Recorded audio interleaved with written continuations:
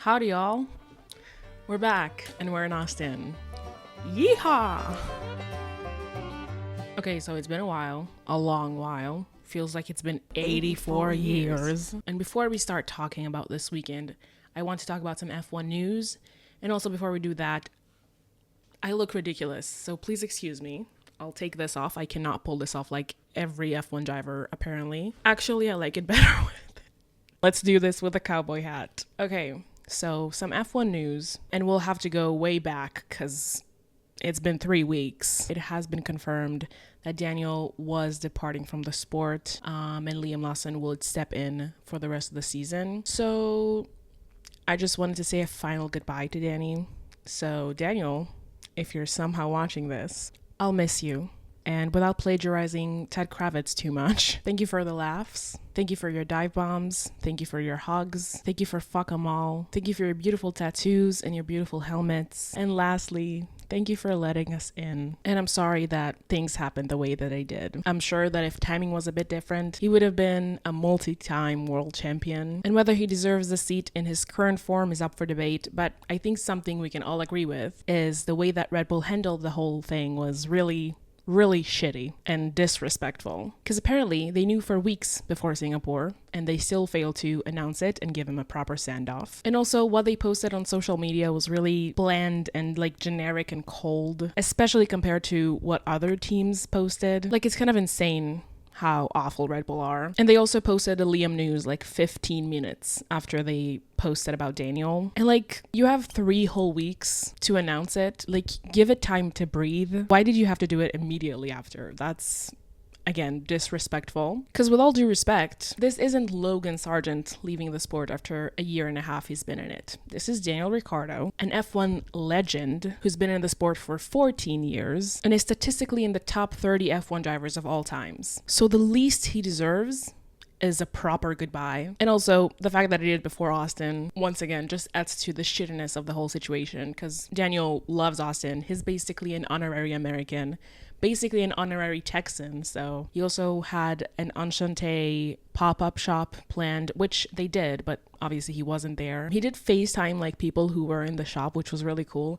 And honestly, from like pictures and videos I've seen of him, he seems really happy, which is great to see. He deserves the best. So, and by the way, once again, nothing against Liam. I really love him, actually. I hope he has a great rest of the season and gets the seat for next year, because if you didn't know, this is just for the rest of the year. The seat for next year is still up for grabs, basically. So he still like needs to prove himself to Red Bull that he deserves that seat. So now that that's officially over, let's go to other F1 news. Alpine has announced that they will use the Mercedes power unit from, I don't know if it's 2025 or 2026, but either way, they're departing from Renault. Haas announced a technical partnership with Toyota. Not sure exactly what that means. I don't know, getting technical parts or technical things from Toyota and vice versa. Another news is that the fastest lap point is no more from 2025 onward. I think it's to prevent instances like what happened in Singapore, when it's basically just whoever has a pit stop gap to the person behind that can just get into the pits, put on softs, and go for the fastest lap at the end of the race and steals the point from the top 10 and like messes with the championship. So I'm actually okay with it. A counterpoint that has been raised is that they would give a point to whoever gets pole position, which I actually like a lot. I think that's what they do in, I don't want to say most racing series, but I know that's what they do in F2. It makes a lot of sense because it basically is the fastest lap just in quali. So, I mean, it's cool. I think it's better. Another news is that Red Bull, we're cheating. I didn't look at like analysis of what happens, and I'm not a tech girly, so I don't know exactly what they were doing, but it came out that a team might be using a thing to change their ride height during parc fermé, which is illegal. You cannot change your car under parc fermé at all. And they had a device that they could do that with, accessing it from like the cockpit, so it can go like undetected, because you don't need to remove stuff from your car or like take it apart or something like that. And in the beginning, no one knew what team it was, and a lot of people said, this is McLaren. McLaren are cheating. This is McLaren. Ban them from the competition. And then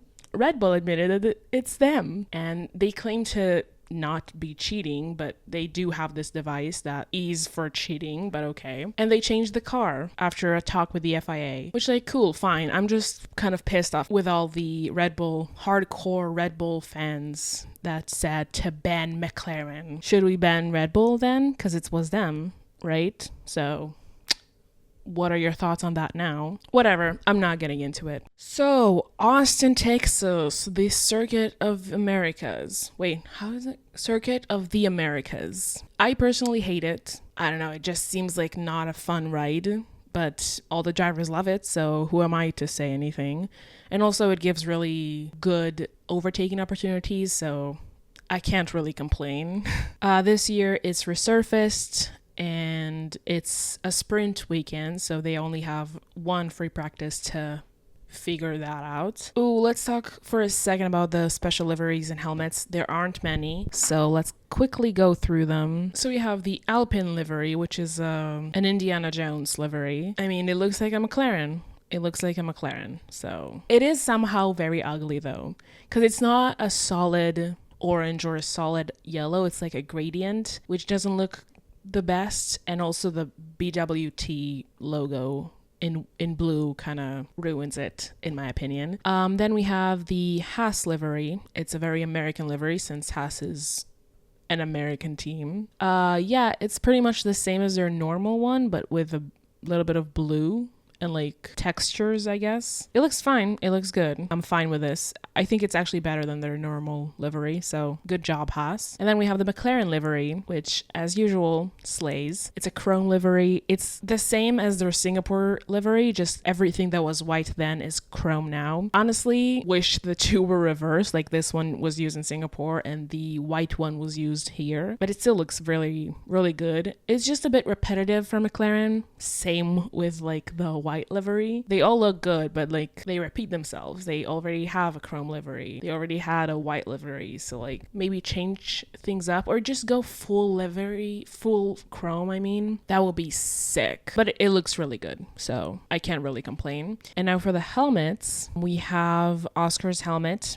which is a half and half helmet with Vegas on the outer side. I'm gonna review just the Austin side because we'll review the Vegas side when we get to Vegas. But it looks nice. It looks cute. There's like the Route 81, which 81 is obviously his number. It's a cool concept. It's like from day, the other side is like at night with the same route. So like from Austin to Las Vegas. Yeah, I'm not loving it, but it's not ugly. So good job, Oscar. Next we have Alex Albon's helmet. It's a replica of his first ever karting helmet. It's also because this is his 100th race, and I love it. It's simple, it's pretty, obviously it means something to him. It's a homage, I'd say, to Valentino Rossi, and yeah, no notes. I like it a lot. Next we have Valtteri Bottas. I love it. It's like trippy neon. I don't know how to describe it, but it looks really good. I love it. Probably my favorite of this weekend. Then we have Checo Perez's helmet. It's a Disney Plus helmet. At least it looks good, but like, I mean, it's a deal. So, okay. Slay for him for having this partnership.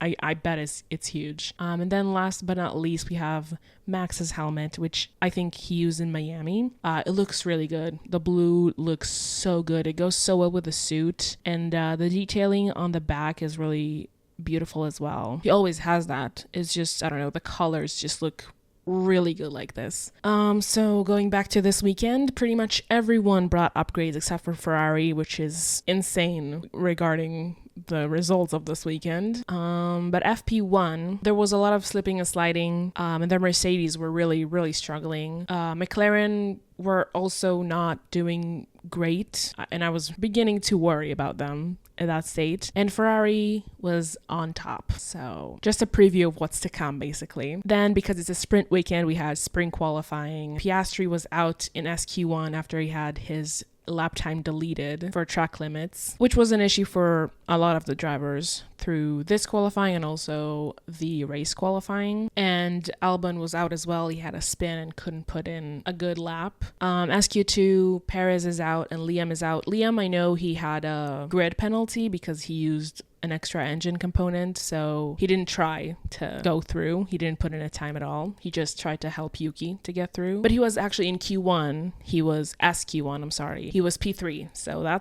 he had potential this weekend, guys. Franco Colapinto was through. Yuki was through as well. Both Haas are through also. And then in SQ3, Max takes pole. Ha ha ha. I didn't like that. He took pole for the first time since Imola. So we had Max on pole for the sprint. I'm talking George second he did a really good lap actually. Charles third, Lando fourth, Carlos fifth, which is where he qualified for every sprint this year, by the way. Nico Hülkenberg in sixth, Lewis in seventh, Kevin in eighth, Yuki ninth, and Franco in 10th. And for the sprint itself, it was really entertaining actually and full of action throughout the whole grid. A lot of fights and battles. Lando had a good start going to P2, overtaking both George and Charles. And then for basically the rest of the sprint, the Ferraris were battling with each other until Lando also got into that fight towards the end. Max was just cruising in the front, just winning without any problems. On the last lap though, after Lando was caught up by both Ferraris and like fighting them, specifically Carlos, he overtook Charles and then were trying to overtake Lando and he did it on the last lap. So yay. Oscar started 16th and got up to P10, which is obviously not enough for a point in the sprint. So yeah, I was feeling really worried with McLaren after everything basically. Practice, quali, and the sprint race. And then we had the race quali. We had a surprise exit from Lewis in Q1. Both Williams were out in Q1 as well. Wait, I think I was wrong about Liam in the sprint qualifying. In the race qualifying, he didn't put in a time. So forget what I said earlier, but apply it to now. Liam didn't put in a time in Q2 because he had a grid penalty and there was no, why would he? But also this time Yuki didn't manage to go to Q3. And then we had Lando Norris on pole with Max behind him. This is very lucky, I'm not gonna lie. Lando got really lucky. He did a really good lap his first time around, but when they were going for their second runs, Max was improving and he would have taken pole if it weren't for George Russell, who spun out in turn, I think 19 or maybe 20, caused a yellow flag. Max had to slow down. No one could improve, and Lando stayed on pole. And sometimes putting a good lap when you can is what matters. So we had Lando in P1, Max in P2, Carlos in P3, Charles P4, Oscar Piastri in P5, which is obviously way better than his qualifying in the sprint. George technically qualified P6, but he started from the pit lane because they had to change his car. So Pierre Gasly actually started in 6th. Holy shit. Where did you pull that from? Fernando Alonso in 7th, Kevin Magnussen in 8th, Sergio Perez in 9th, and Yuki was promoted from 11th to 10th. So that was our starting grid. I honestly didn't think Lando could win this. I mean, it would have been a miracle. It's already a miracle that he was on pole. I think everyone knew that the Ferraris are gonna get everyone because they were really strong from the beginning of the weekend, and B, that with the pace that Max showed yesterday, he probably maybe would have got Lando as well. But either way, the start was not bad from Lando at all. He had I think even a better start than Max. It's just that actually being on pole in Austin is not that helpful because the turn and the road is so wide that no matter where you go, the other person can overtake you quite easily into turn 1. So they go into turn 1. Max, he kind of forces Lando off the track, and through goes Charles Leclerc. So that was awesome. It was awesome. I just wish, obviously, that Lando would have stayed in front of Max, but whatever. Then we had Hamilton out of the race. He goes off, spins exactly like what George did in quali. And we get our first safety car since Canada. So we missed it. I definitely missed it. And it definitely helped the race, I think, because it let everyone manage their tires and like cool them off. So I think that allowed a lot of teams to go on the one stop, because this was a 1 or 2 stop depending like on what you can do, and of course safety cars. So even though it was really in the beginning, I think it still really helped all the strategies to come to fruition. And the race settles for a while. So it's Charles, Max, Carlos, Lando, and Oscar. I actually didn't really follow Oscar's race because nothing really happened there. So let's just talk about the top 4. Carlos is the first to pit from them, and he undercuts Max successfully. So when Max goes into the pits,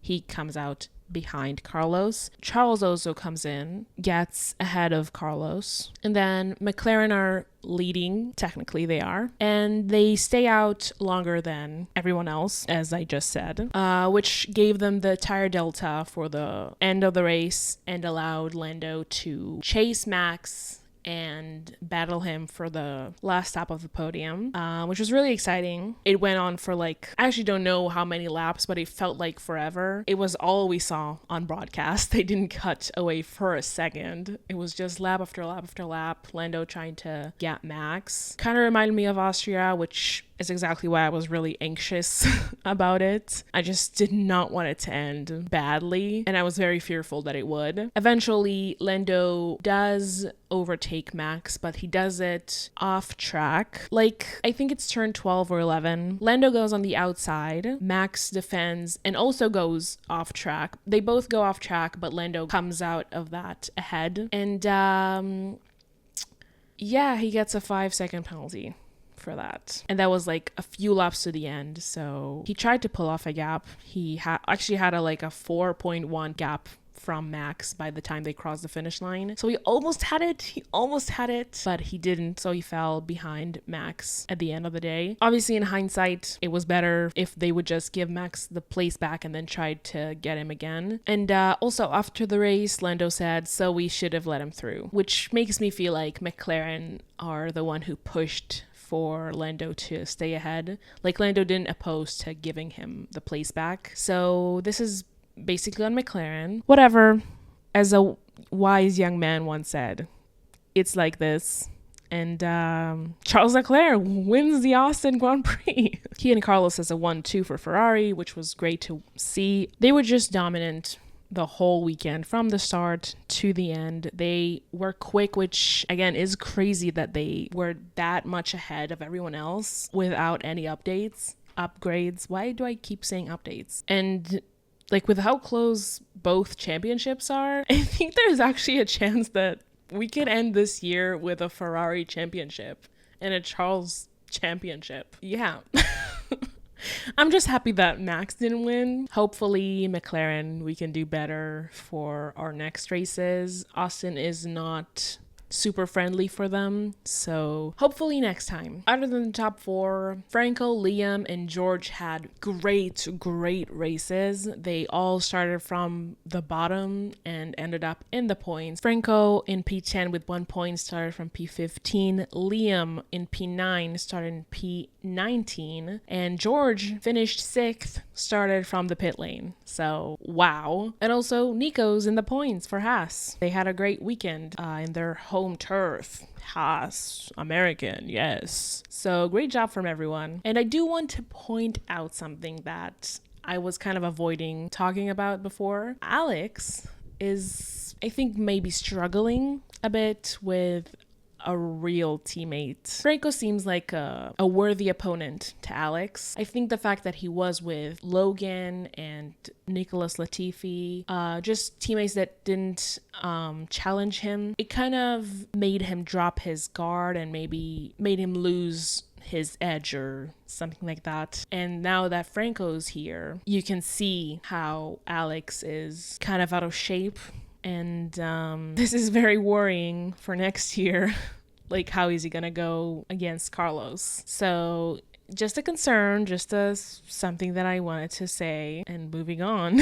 Overall, it was a really good race. Like the sprint, the race also was full of action and fights pretty much all over the grid. One extra funny thing that happened during this weekend is apparently there's a beef starting between Fernando Alonso and Liam Lawson. They had, I don't know, a few fights on track that led to heated conversations off track. So that's a bit funny. And yeah, overall, the weekend, I was expecting more from McLaren. I think they were expecting more of themselves as well. So a bit disappointing on that front, but I think they maximized everything they could from what they had and still got pretty good points, extending their lead on the Constructors' Championship. It's just so close. It's just everyone are so close and everyone are constantly improving. So it's really hard. It's all a game of expectations, and I think it's a good thing that we expect them to be great. That means that we're in a good place. So I think that's all. Thankfully, the next race is just next week, so we don't need to wait again. And yeah,